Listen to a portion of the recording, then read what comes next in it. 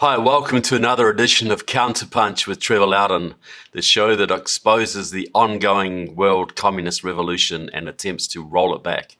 Well, I want to talk about books today, specifically one book, because we all should be reading. We're in a revolution and we need to understand the nature of what we're up against. If we don't do that, we are doomed to fail.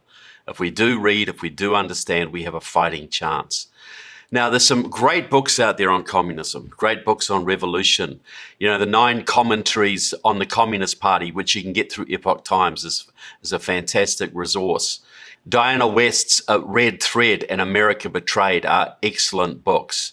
The Black Book of Communism is a classic. New Lies for Old by Golitsyn. I swear by that book. That is how you understand what's happening in the world today. You know, Golitsyn laid it out. Former KGB officer laid out the communist long-term plans in that book. Red Cocaine by Joe Douglas. If you wonder why we have a drug problem in the West, you can look no further than the communist movement. They are behind much of what we see happening today.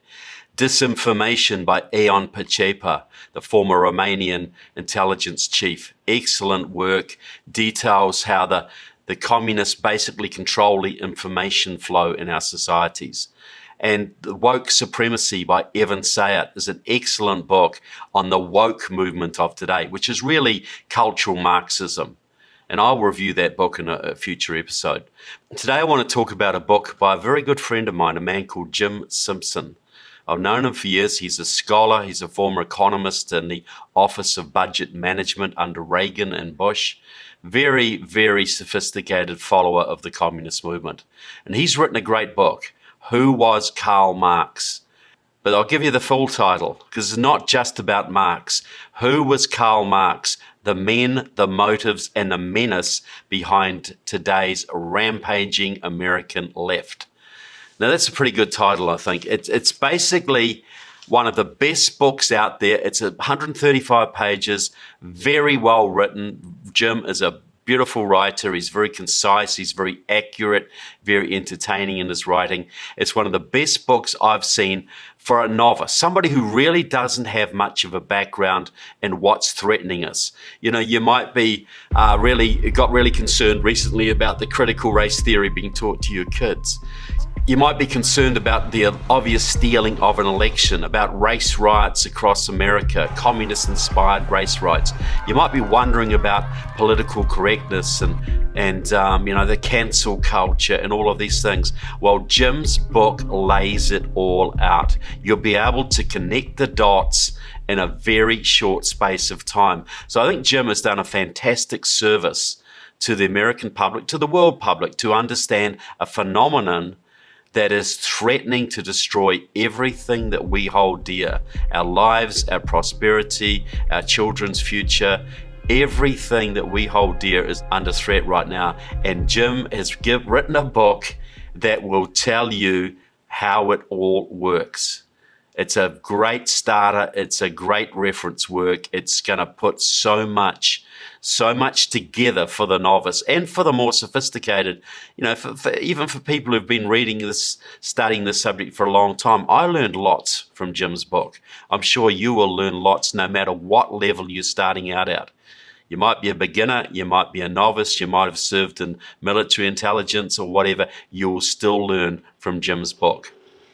So what Jim does, he goes into Marx, the nature of the man, his background, his family background, his early Christianity, his turn away from religion. Well, not from religion so much. He changed from worshipping God to worshipping the devil. There's a very satanic root behind communism. It's really a political manifestation of Satanism, in my opinion. And Jim lays that out pretty well. He talks about Marx, the man, the reprobate character he was. And, by their fruits shall ye know them. He had an incredibly dysfunctional family. He had children dying of starvation.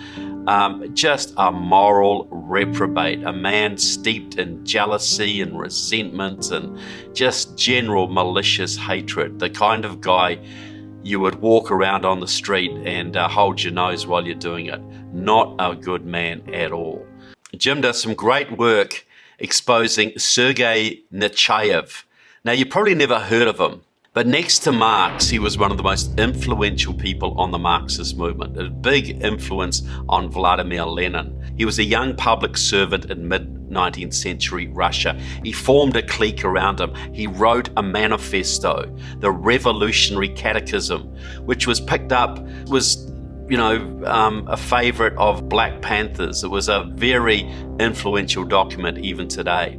And what he lays out in a few short words is how to destroy a society. Because his whole thing is to bring man to paradise on earth. First, you have to make things so damn miserable.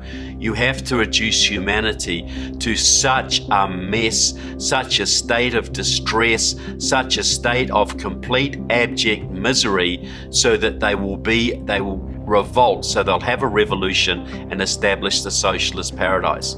So Nechayev's idea was to make man infinitely happy, you first have to make him infinitely miserable.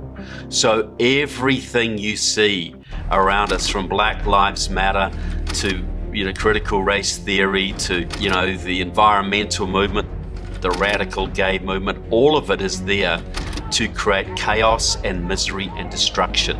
Because to a Marxist, only through chaos and misery and destruction can mankind ultimately achieve happiness and paradise on earth. Sounds crazy, doesn't it? Christians, American constitutionalists, they sort of have this wacky belief that you make things better for people and people get happier.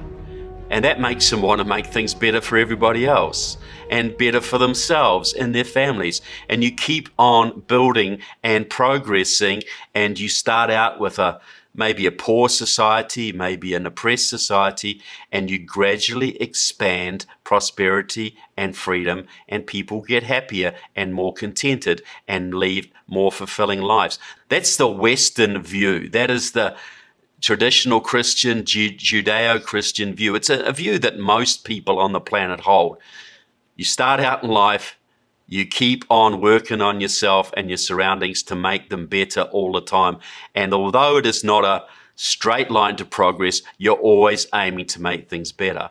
While Marxists, inspired by Nechayev, had the opposite view. Humanity is corrupt, society is corrupt. Only by destroying everything around you, bringing man to a state of abject poverty and despair and misery, then you can start to rebuild and create a happy man. Well, that's their philosophy, and it's been applied all over the world with shocking results, and we're still yet to see the paradise arising from the ashes. And guess what? We never will. Because people like Nechayev, they understood that yes, we will make man miserable, but there will never be a paradise for them. There may be for us. We will have the riches, we will have the wealth, we will have the power. But the common peasant, the common working man, he is only a means to our goals. And that's communism, folks. That is communism.